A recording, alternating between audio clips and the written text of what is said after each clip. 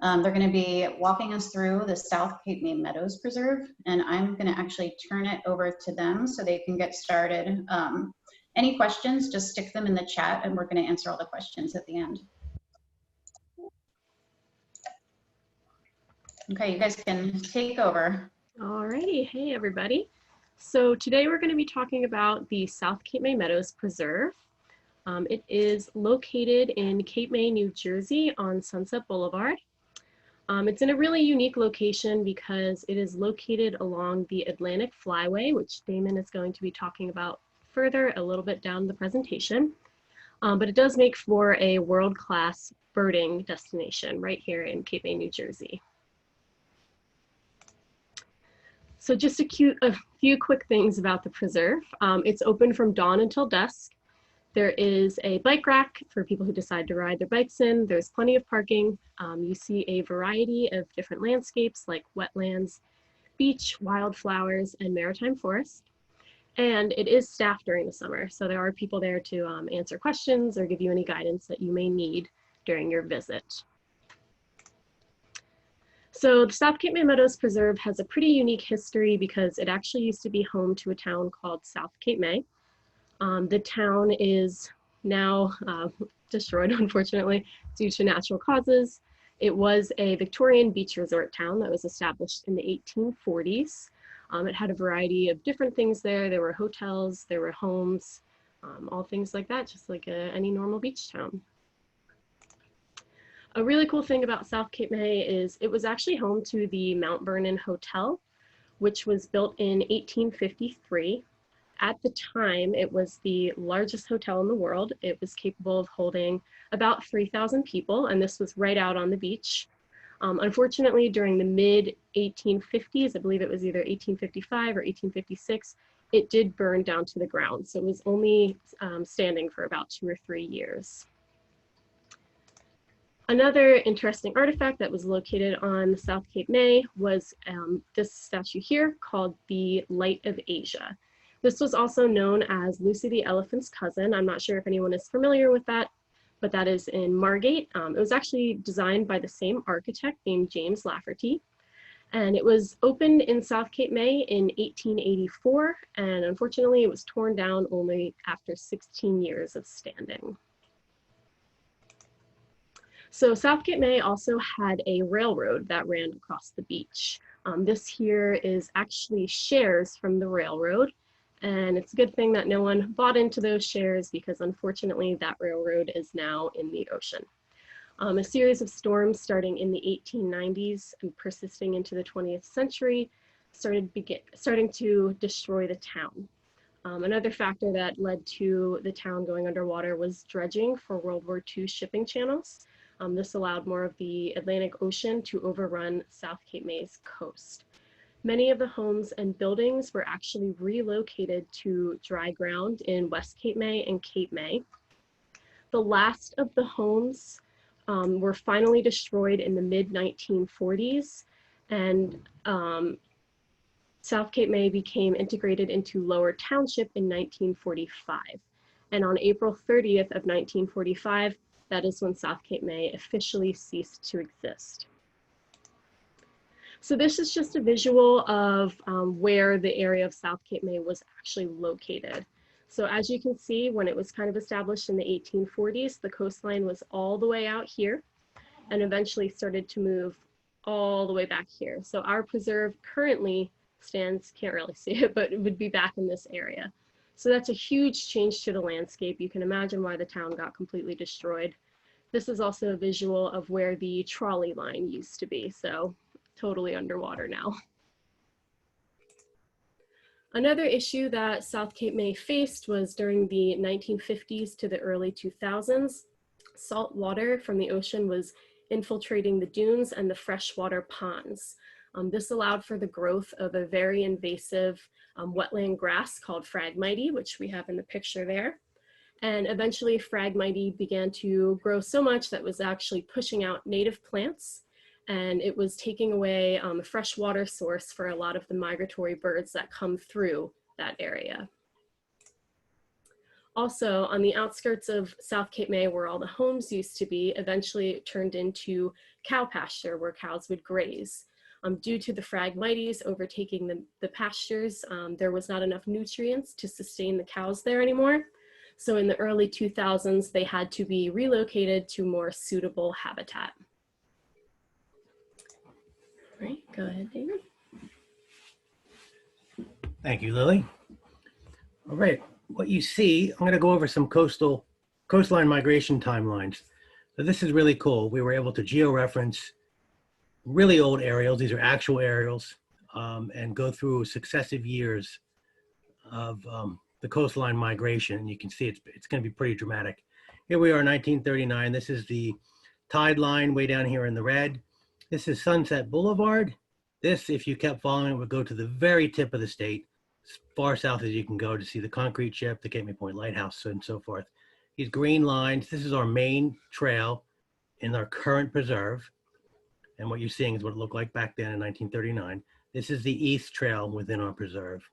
And we're going to bump ahead a bunch and then go by 20-year increments. So that's a dramatic difference, 39 to 77. It's just crazy what was lost there. Yeah, I mean, if you go back, I mean, there's still some homes here. And I had a 1920 aerial, but it wasn't quite, I couldn't reference it quite enough, but you did see even more homes, but you can see what got lost. And, you know, these systems are dynamic.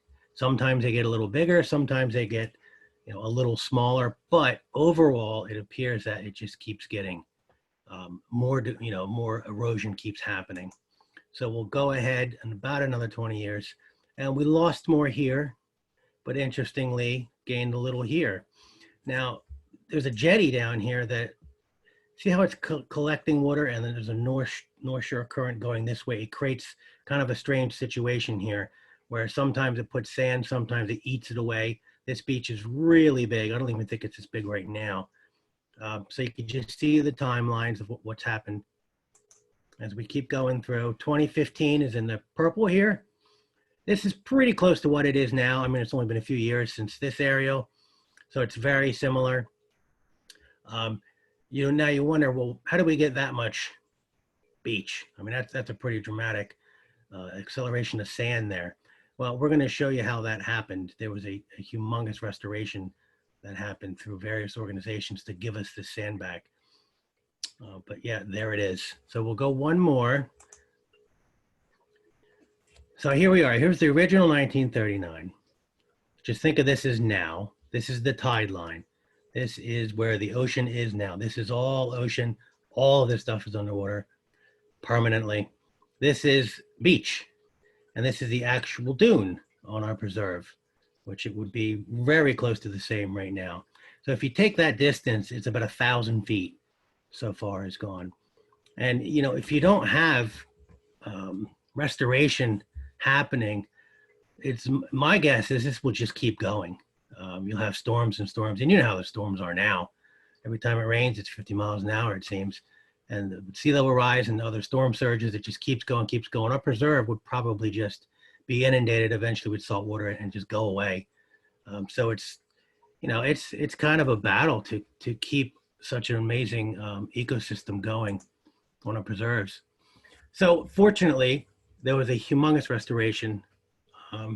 About 3 years it went through. It was $14 million or some number like that, really big. The Army Corps of Engineers, NJDEP, us, Nature Conservancy, and help from some others. We did major improvements. We replenished the beach. I don't know, 200,000 cubic yards of sand or something like that. Really just a huge project. I think it was the first project on the East Coast, a restoration project for the Army Corps of Engineers on the Eastern Seaboard. Reconstructed a dune, and you'll see pictures of all this, a really big dune. Restored freshwater flow. If you don't have the proper flow through our place, the ecosystem just doesn't work. And below us is Cape Island Creek. It goes underneath the city of Cape May, then pops out to our Garrett Preserve, and then goes out to the ocean. Above us is Cape May Point State Park and Lily Lake and their water. So we're in the middle. So you have to have fresh water flowing at a good rate. when needed, but you have to, it just has to go through. You can't stop it up completely. And it wasn't working before. It was just not working at all. Create wetland islands for birds. So what, and you'll see these too, what the Army Corps did is we created these islands, and you can see these when you go out to the preserve now. And it's places just to respite for birds where they can roost and rest and largely be away from predators, especially when there's a lot of water in there. And there are birds on these islands. We created piping plover foraging ponds. This little guy right here is a piping plover chick, and we'll discuss them in a little bit. There's ponds behind the dune systems. These little guys, if there aren't ponds behind the dune system, have to run all the way to the beach, all the way to the water, across the beach. And there's 100 different things that would like to eat such a tiny little bird as a meal. So instead, they can turn around and just pop over the dune to the ponds. That was the idea behind it, and it worked for a couple years. We've had some vegetation issues the past few years, but it's a good idea and a sound idea, so you'll see pictures of those as well. We installed levees or weirs. These are just water control structures. We have quite a unique system, as you'll see. We have the ability to control the water all around our preserve. The benefits of that are many. You can just control it for different species, actually. Improve visitor experience. We've done quite a few things to just make it a nicer place to visit. It's really an easygoing preserve. There's no struggle at all going through it. It's quite nice.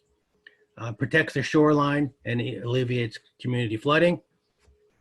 It definitely did that. Just think of putting up a 15 or 20-foot dune in front of your town. It's great. It's going to really stop the storm flow, and especially when it gets covered in vegetation.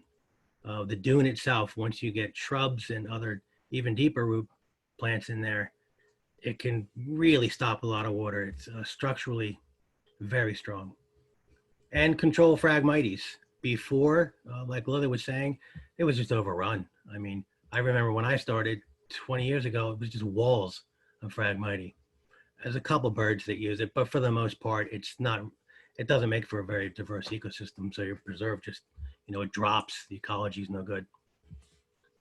Here's a shot before the restoration.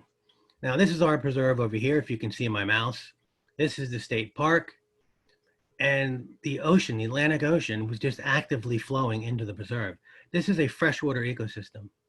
It's not designed to have the ocean just flowing in and out of it. So that is awful. It was the early 90s, I believe, just took it out.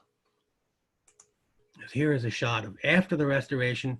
Look at the size of this, natural dune system instead of putting up a giant ugly seawall. Seawalls have their place, but this wasn't the place for that.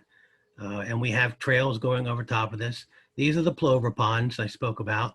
So the plovers nest in here, and they can just pop over and get some food over here instead of going down this whole gauntlet. Because remember, there's also people going back and forth on this beach. Our preserve is kind of over here. Most of the places we have open to the public. So here's some shots of the actual wetland design.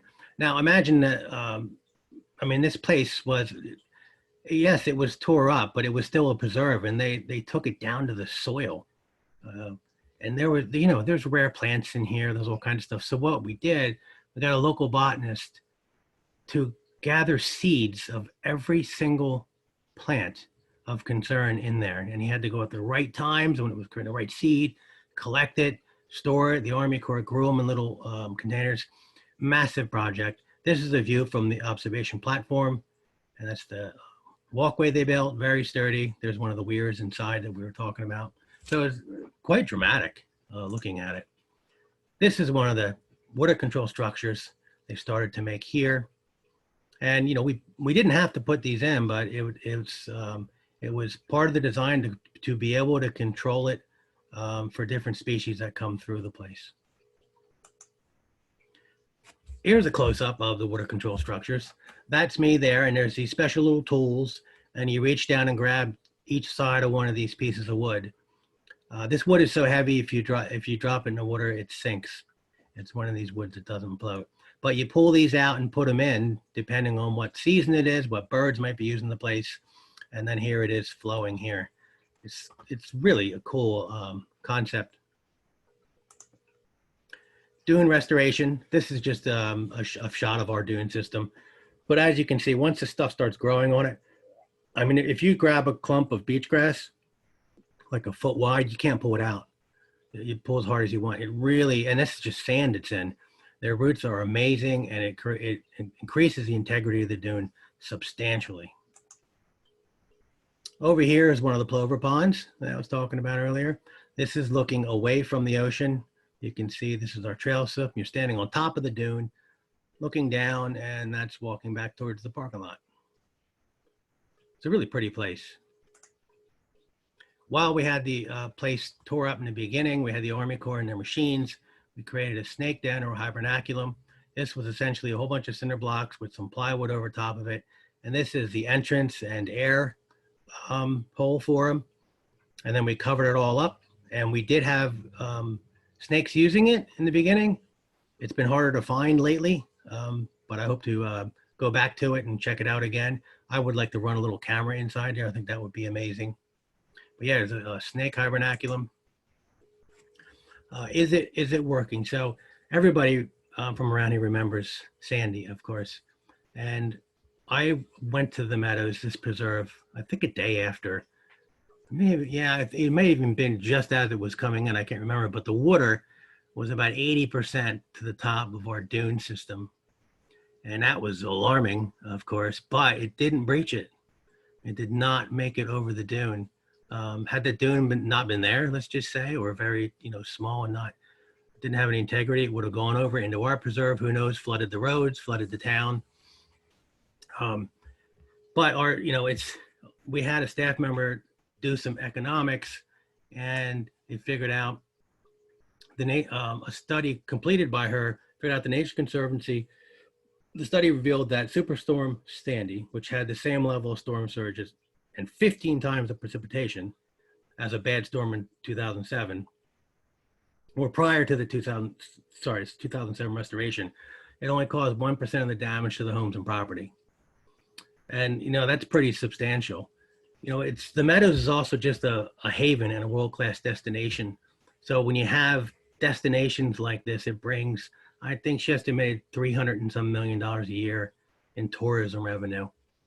So it's got a lot of cool things, not just for nature, but it protects the local homes, decreases, at least it's shown to decrease flooding to local places, and brings in lots of money for the town as well. And what it's really known for, if you're in a natural world, are birds and birds and birds. There's been almost 350 species counted just on this preserve. Now, if you're not into birding, you say, well, big deal. Well, I suggest you get a pair of binoculars and go birding for a week and see how many you find. Almost 350 is a huge number of birds in one place. It's really known worldwide as a birding mecca, so much so that Roger Torrey Peterson and a local Audubon employee named Pete Dunn created what's called the World Series of Birding. And it's just what it sounds like. People come from all over the world, countries, all over the world, right to this preserve and Cape May, and they run a contest. How many birds can you see in 24 hours? It's a lot of fun, raises money for the cause. That's what it's known for. People come from everywhere to check it out. If you come in the fall migration, just gobs of birds, as well as spring migration, you just spend a half hour there with a pair of binoculars and you'll see all kinds of stuff. This is what's called the Atlantic Flyway. That arrow is pointing towards Cape May, right at our preserve. And these birds that are coming down from up north, they come to the end of Cape May and they run into, on one side, the bay and then the ocean on the other. Most birds like to fly over land, migrating. And then they get kind of jammed up and they sit there. And they sit there, and then birders come out and say, oh my God, look at all these birds. It happens every year. It's a really cool phenomenon. And the same thing happens in the spring when they come up. They stop right there. So for birding and just enjoying nature, it's in this like hot spot. And it's, like I said, world renowned for it. I suggest you get a pair of binoculars and wander around out there, especially in the fall and spring. Super, super cool. And Lily's going to speak a little about some of the species there. All Alrighty, so although there's a lot to see, some of the more popular ones, especially this year, is definitely the osprey. We have an osprey platform off of our East Trail, which is visible from the trail. We actually knew this year we started live streaming it on YouTube and Facebook and our website, and it was really awesome for people to see. We got really great feedback about it. So far we've had about 75,000 views across 10 different countries and 23 different states. So it's doing really well. We're super excited about it. Brings people a little closer to nature. And of course, people, they come to the preserve, they look for these ospreys. You can see them on a daily basis during the spring, summer, and fall. And if you're lucky enough, you might even see them dive into one of our ponds for a fish. Another thing that we are working on is we have beach nesting birds. This is one of them here, as Damon mentioned, the piping plover. This is a federally endangered bird that we try to provide nesting grounds for. They like to nest in flat, kind of shelly areas on the beaches. So what we've been working on the past 2 years is creating 2 different habitat enclosures for birds that like this type of habitat. So we went through, we dug out a lot of the vegetation, not all of it, but we dug out a lot of the vegetation and added about 50 tons of shells. We then surrounded this area with a 5-foot fence that had a 2-foot skirt around the edge. And to our knowledge, it has been able to keep out all mammalian predators. We haven't had any plovers nesting on the beach for a couple of years, but we hope to, that is the goal. We hope to have them nesting there eventually. One bird that has had success with our enclosures are the least terns, which is this little bird here. These birds they're small shorebirds. They're kind of aggressive, but they're totally adorable. We had, for the first time in 4 or 5 years, last year, 8 chicks fledged and they made it, which doesn't sound like a lot, but for us, that was a huge deal because it was the first time in years that anything had made it on our beach. And that was due to the enclosures that we made. The reason why we're able to attract the birds into these enclosures is not only the habitat, but we also have little decoys that we made that look like these birds nesting there. And then we also have call boxes that will send out the calls of the tern and the plover to try to bring them into this nesting ground. Another really awesome thing that happens every year is when the rose mallow starts to bloom at the Meadows. These pictures are a little deceiving. These flowers are actually huge. They're like almost the size of a plate, and they vary in color, pink, white. Sometimes there's a really pretty in-between mix. And every July to about September, they go full bloom through the wetlands. And there's hundreds, if not thousands of them just blooming all across the Meadows. And it is absolutely beautiful. So at the Meadows, this is just an overview of the trail map that we have here. So we have about 2 miles of flat trails that you can walk through. This is where the parking lot is here. We have the main trail. This is the East Trail here. Both the main and the East Trail and this one here, which is called the East Trail Spur, they all walk you through all the different freshwater ponds that we have. If you walk along this connection trail here, you'll be walking through what we call maritime forest. And then we do have beach access that actually go up over those natural dunes and they bring you right onto the beach. So you do get to see a variety of different habitats, freshwater, saltwater, things like that. So it's a really unique place. So one of the big draws is we actually have about a mile of beach connected to our preserve. A lot of people like to come here just for the pure beauty of it. You get a really good view of the Cape May Lighthouse. We also, as I mentioned, have the beach nesting birds that are nesting on the beach. So that's a big draw for people. And if you're lucky enough, there actually is a pod of dolphins that likes to, I would say usually in the morning, and it's almost every day. They go from Cape May Point down to Cape May and you get a glimpse of them. This year they had 2 babies, so it was really cute to see them go by. Another fun feature of this preserve is we have a green roof, as you can see up there. We actually have 2 on the welcome and sign too, but we have a green roof on our welcome and shed here. It is topped with sedum. It's pretty drought resistant, pretty low maintenance. Green roofs have a few different benefits. They create habitat, they help with stormwater runoff, things like that. And they're really pretty to look at. And then next to our welcoming shed, we have a rain garden. We have this here for a few different reasons. One, it's pretty to look at. It helps provide habitat for pollinators, especially monarchs. We get a lot of monarchs coming through during their migration, and they help absorb stormwater as well. And right near the parking lot, we have 2 different purple martin houses. They come and they nest here every year. It's really adorable because, after their chicks hatch and they get old enough, they will start to poke their heads out of the little houses, and you can kind of see them begging for food, and it's really cute. And the martins actually, they benefit from the green roof because the green roof will draw in things like dragonflies and other insects that the martins like to eat. So along our East Trail, this is pretty new. It's only about 1.5 years old. We have our 80-foot floating bird blind. This thing is amazing. It brings you right into one of our freshwater ponds. You really feel like you're out in nature. And inside of the blind, we have installed field guides. If people, forget their guide or they're new to birding, we do have, I believe there's 6 of them that people can reference and maybe learn something or teach something to someone else. So definitely something that we think really adds to the preserve. And also the bird blind definitely adds a lot of shade, which is great. Oops.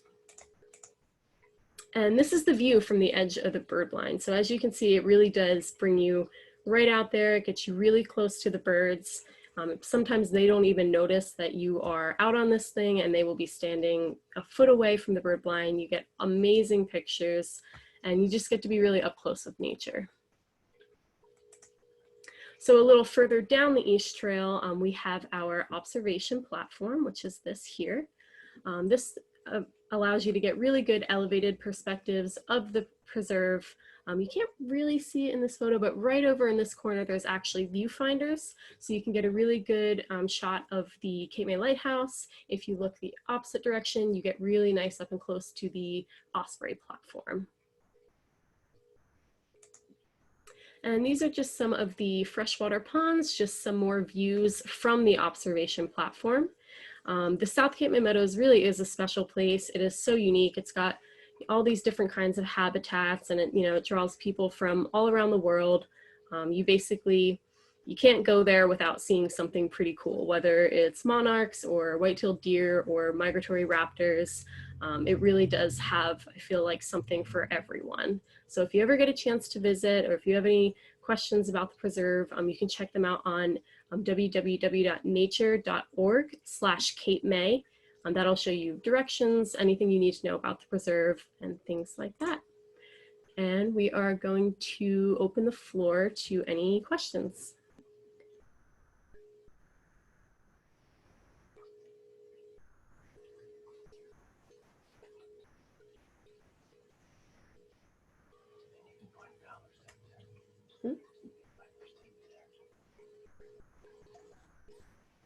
Okay.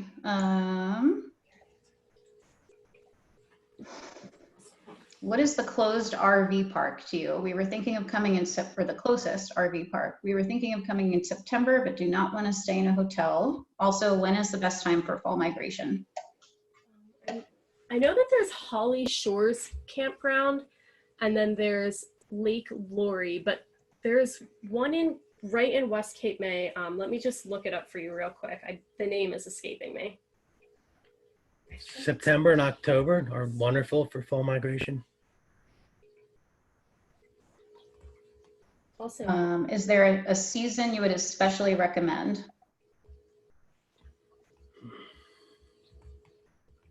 Well, it's hard to say. If you came in the early spring, you wouldn't see the whole preserve replete with these amazing marshmallow plants.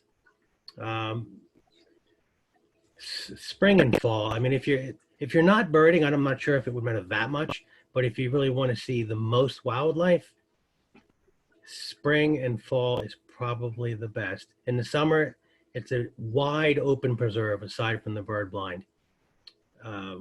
It can be hot, as you know. There's no real shade. There's no giant trees or anything aside from the bird blind. So the dead summer, it can be hot and there's less activity. But you'll see our beach nesting birds in our projects out there. But I would probably think spring and fall, like March, April, August, September, October. They're super nice.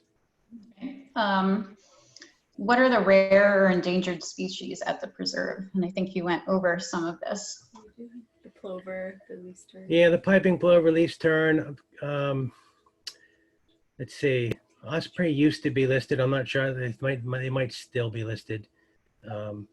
There's 12 plants that are slipping my mind right now that are listed as well. There's some orchids. I don't know why they're not coming to me. Also, I did just look up for the person that had the camping question. The closest resort to us, it's right in West Cape May. It's on Broadway, and it's called the Depot. Oh my gosh, I already forgot it. I think it's Depot Camping Resort or something like that. Let me pull it up again. Depot Travel Park. That's it. And it's going to be the closest one. Are there horseshoe crabs on the preserve? Mm-hmm. Occasionally. They're mostly in the Delaware Okay. Bay. I mean, they'll come up on the beach as well as some jellyfish, but it's mostly a bay phenomenon. Delaware Bay. We don't get like the large numbers that people might be thinking of with the horseshoe crab migration, but we do get we get a few of them. Okay. What kind of fish do the osprey catch? And do they only catch fish in the freshwater ponds? They're not picky. No, they don't only catch them in freshwater. They'll go out to the ocean. We had the cam that Lily was talking about. One of our staff was watching the camera in the morning, and the osprey brought in what looked like a small sand shark. And I'm 99% positive we don't have sand sharks in the preserve, so I had gotten that from the ocean. So they'll eat salt and fresh, and over 80 species of fish. They're pretty diverse. I'm not sure of the species they've been grabbing out of the meadows. I'll have to take a closer look at that. But they just about any fish that's around they're going to take in the area. Great. And then for both of you, what's the most amazing thing you've seen at the preserve? I think for me, it was last year when all of the tree swallows were coming to the preserve. I want to say it was in either end of August or early September. I was walking down the main trail towards like the maritime forest area that I pointed out. And I looked up, and all of a sudden there were thousands of these tree swallows, and they all landed on the tree very briefly and then kind of made this, I can't think of another word for it other than like a bird tornado. Like they just started swirling around like this. It was the most incredible thing I've ever seen. There had to have been thousands of them. So that was really awesome. Yes, what Lily's talking about happens every year, and if you're lucky enough to be there will be thousands and thousands and thousands of these tree swallows, and they'll create a funnel, and it goes right down into our marsh. I mean, they're going full speed. I don't know how in the world they do that, and then they just all disappear in one little spot. It's quite remarkable. I was there during green darner migration, which is one of New Jersey's largest dragonflies, and there were so many of them. I was just standing on the main trail. It seemed like thousands just surrounding me. Just picture thousands of dragonflies flying a few feet from you. That was one of the neatest things I've ever seen, not just only there, but just period. And you can come across that if you go at the right times. It's kind of hard, but we find some of our trees just dripping with monarchs at different times. I don't know how many times people have told me about it, and I run down there and I miss it, but the locals, get a good dose of that because they're right there and they can shoot over. All right, we have a few more questions we want to try to get through. Here's a good one. Have your projects been affected by the pandemic? And initially they were, because our organization had to get the head around working. For me and Lily, we work outside for the most part. Probably 80% of our time is spent outside. So we lost about a week until we realized that if we social distance and wore a mask and didn't share tools and didn't sit in the same truck and all that other stuff that we're supposed to be doing to help this situation, we're able to work. We've only missed that first week, really, and we've been able to still complete our projects.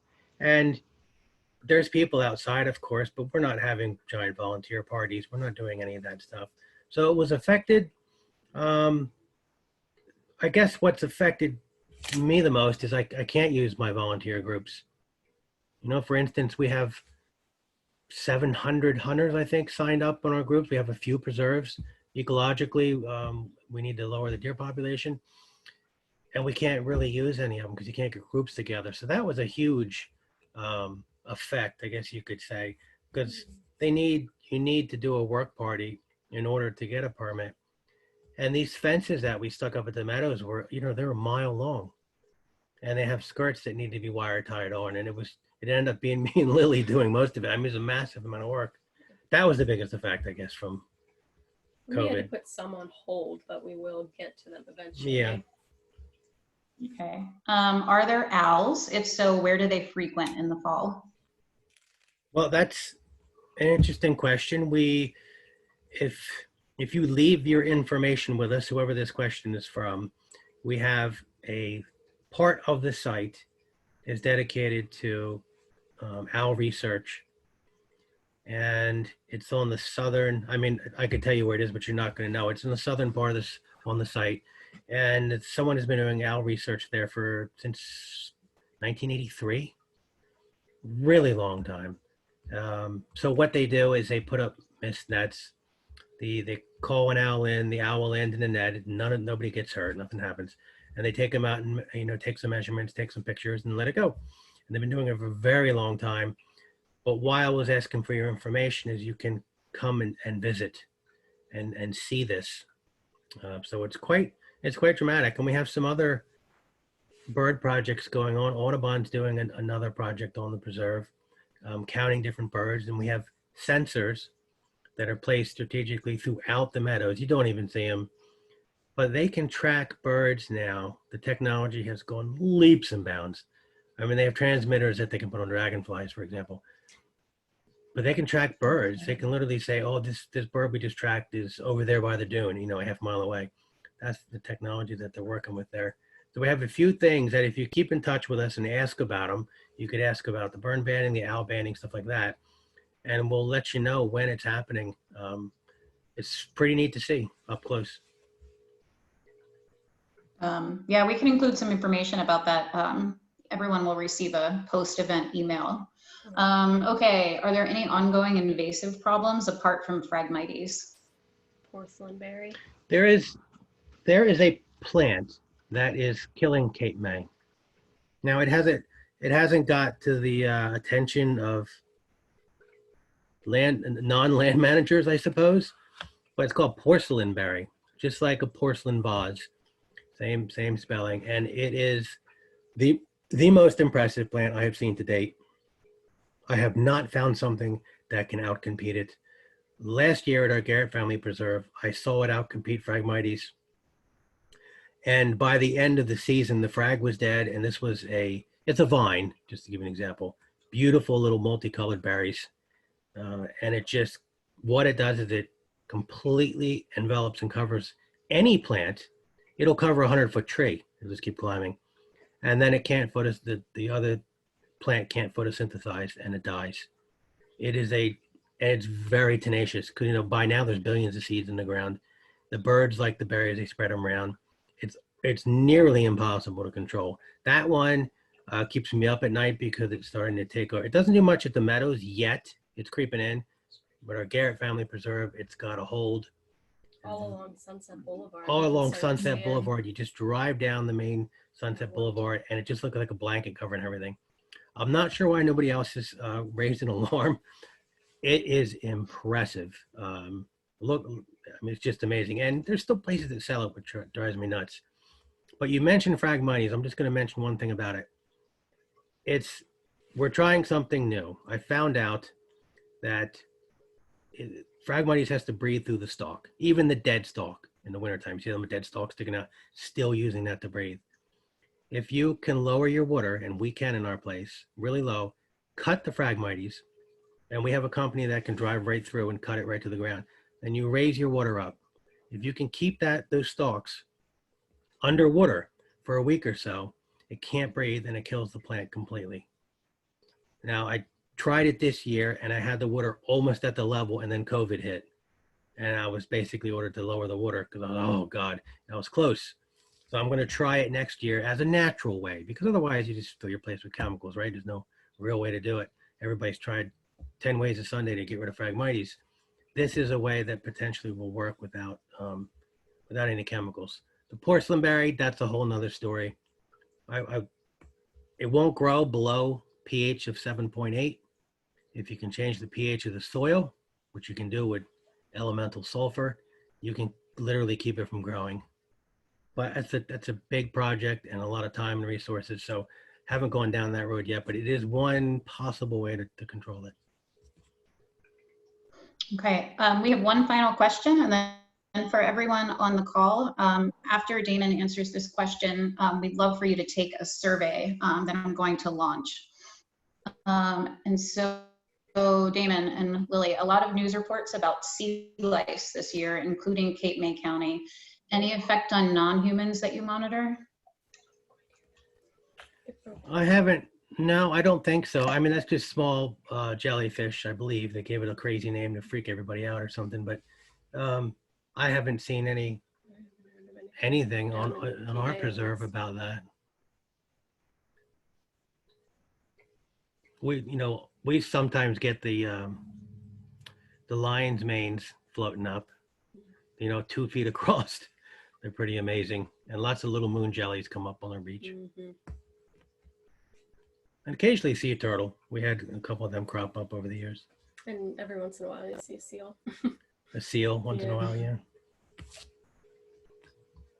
All right, Damon and Lily, thank you so much for today. Sure, and thank you to everyone who joined. And we'll send out a post-event email and also a link to the recording. And thank you for taking the poll, everyone who's taking it. Thanks so much. I hope to see you there.